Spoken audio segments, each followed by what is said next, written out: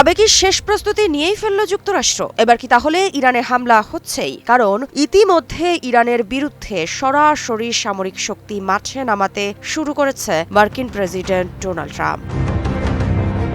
মধ্যপ্রাচ্যে মোতায়েন করা হয়েছে পারমাণবিক শক্তি চালিত বিমানবাহী রণতরী ইউএসএস আব্রাহাম লিঙ্কন, যার সঙ্গে রয়েছে ডজন খানেক যুদ্ধবিমান, গাইডেড মিসাইল ডেস্ট্রয়ার এবং পূর্ণাঙ্গ ক্যারিয়ার স্ট্রাইক গ্রুপ।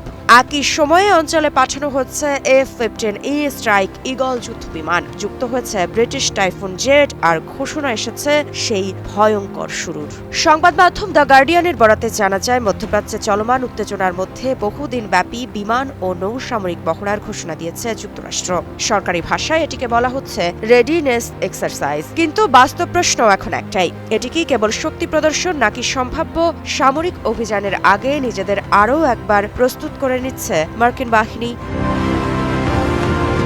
২৭ জানুয়ারি মার্কিন সেন্ট্রাল কমান্ডো জানায়, এই মহড়ার লক্ষ্য যুদ্ধ বিমান দ্রুত মোতায়েন, আকাশে শক্তি ছড়িয়ে দেওয়া এবং আঞ্চলিক মিত্রদের সঙ্গে সমন্বিত প্রতিরক্ষা সক্ষমতা বাড়ানো। তবে সামরিক বিশ্লেষকদের মতে, ঘোষিত উদ্দেশ্যের আড়ালে এটি অঞ্চল জুড়ে যুক্তরাষ্ট্রের যুদ্ধ প্রস্তুতির সক্ষমতা যাচাইয়ের একটি বাস্তবমুখী পরীক্ষা।